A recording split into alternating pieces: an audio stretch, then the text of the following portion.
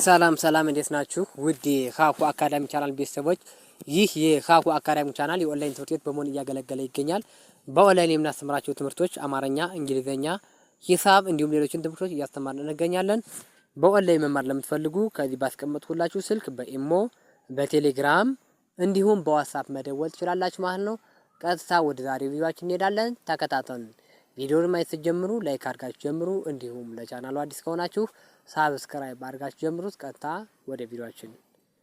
እሺ፣ የቪዲዮአችን ርዕስ የሚሆነው ወይም የቪዲዮ አላማ በ30 ቀን ብቻ እንግሊዘኛ መናገር መቻል የሚል ይሆናል ማለት ነው። በ30 ቀን ብቻ እንግሊዘኛ ማውራት ወይም መናገር መቻል ነው።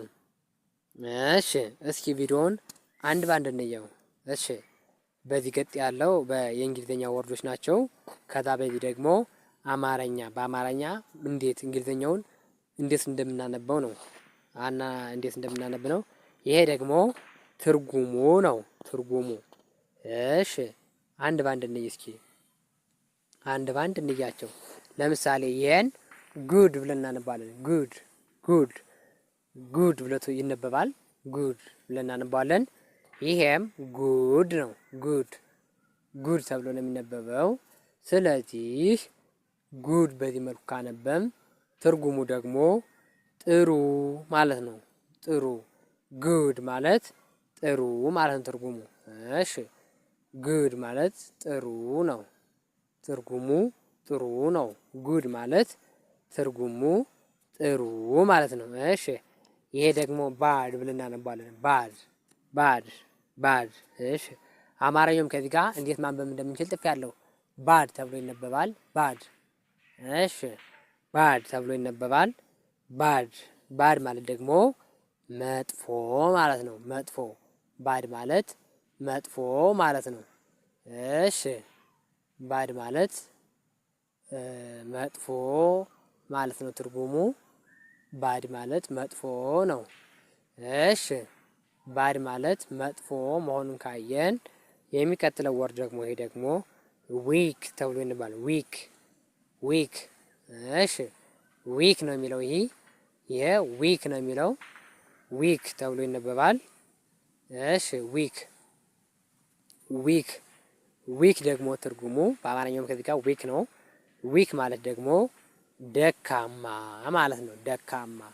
ዊክ ማለት ደካማ ማለት ነው ትርጉሙ። ዊክ ደካማ ማለት ሲሆን፣ እሺ፣ የሚቀጥለው ወር ደግሞ ይሄ ደግሞ ስትሮንግ ብለን ነው። ስትሮንግ ስትሮንግ ተብሎ ይነበባል። ይሄ ስትሮንግ ተብሎ ነው የሚነበበው። ስትሮንግ ስትሮንግ። እሺ፣ ይሄን ስትሮንግ ብለን እናነባለን። ስትሮንግ። ከዚህ ጋርም በአማርኛው ስትሮንግ ብዬ ጽፌላችኋለሁ። እሺ፣ ስትሮንግ ስትሮንግ። አማርኛውም ከዚህ ጋር እንዲቀላችሁ ማለት ነው። ለአዲስ ለጀማሪዎች ስትሮንግ ተብሎ ይነበባል። ትርጉሙ ጠንካራ ማለት ነው። ስትሮንግ ማለት ጠንካራ ማለት ነው ትርጉሙ። ጠንካራ። እሺ፣ ጠንካራ። ስትሮንግ ማለት ጠንካራ ማለት ነው ትርጉሙ። እሺ እሺ፣ ይህን ካየን የሚቀጥለው ደግሞ ይሄ ደግሞ ፋስት ተብሎ ይነበባል። ፋስት ፋስት ፋስት። እሺ፣ ይሄ ፋስት ይላል ማለት ነው። ሲነበብ ፋስት ተብሎ ነው የሚነበበው። እሺ፣ ፋስት ፋስት ማለት ደግሞ እሺ፣ በአማርኛውም ሲጣፍ እዚህ ጋር ፋስት ብዬ ጥፍ ያለው ፋስት ፋስት ተብሎ ይነበባል። ፋስት ፋስት። እሺ፣ ፋስት ማለት ደግሞ እሺ፣ ትርጉሙ ፈጣን ማለት ነው። ፈጣን። ፋስት ማለት ፈጣን ማለት ነው። እሺ፣ ፋስት ማለት ፈጣን ማለት ነው ማለት ትርጉሙ። እሺ፣ በዚህኛው ደግሞ ስናይ ይሄ ደግሞ ስሎው ተብሎ ይነበባል። ስሎው ተብሎ ይነበባል። ስሎው ስሎው። እሺ፣ ስሎው ብለን እናነባዋለን። ስሎው ማለት ደግሞ እሺ፣ ስሎው ተብሎ ይነበባል። ስሎው ስሎው ብለን እናነባዋለን።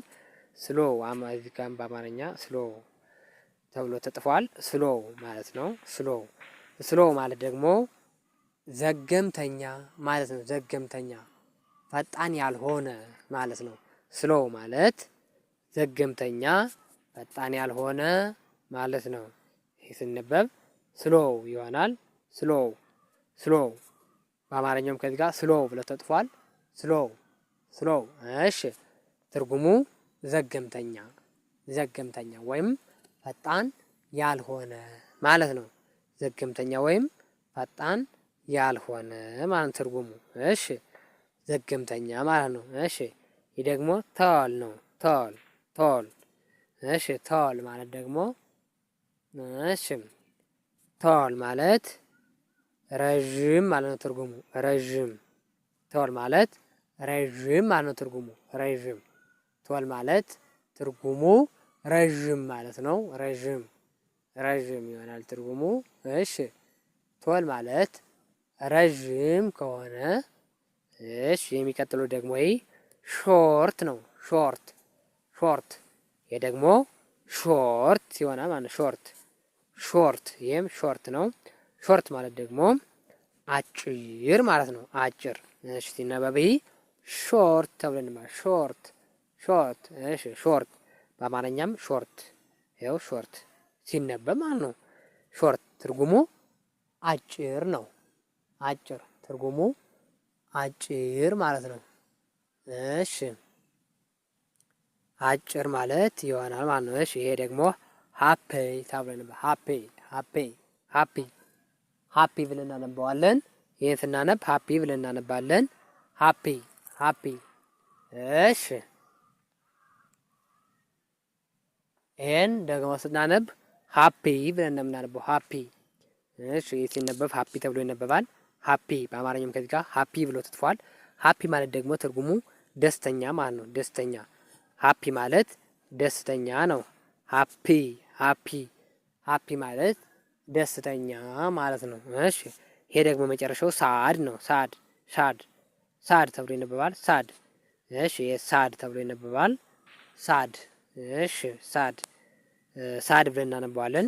ሳድ ማለት ደግሞ ትርጉሙ መከፋት ነው። መከፋት መከፋት። ሳድ ማለት መከፋት ነው። እሺ ሳድ ማለት መከፋት ከሆነ የዛሬ ቪዲዮአችን መጨረሻ ይህ ይሆናል ማለት ነው። ውድ የቻናል ቤተሰቦች የዛሬ ቪዲዮአችን ይህን ይመስል ነበር። በኦንላይን መማር ለምትፈልጉ ከዚህ ባስቀመጥኩላችሁ ስልክ በኢሞ በቴሌግራም እንዲሁም በዋትስአፕ መደወል ትችላላችሁ ማለት ነው። በኦንላይን የምናስተምራቸው ትምህርቶች አማርኛ፣ እንግሊዘኛ፣ ሂሳብ እንዲሁም ሌሎችን ትምህርቶች እያስተማርን እንገኛለን። በቀጣይ በአዲስ ቪዲዮ እስክንገናኝ ድረስ መልካም ጊዜ ይሆንላችሁ። ሰላም ሁኑ።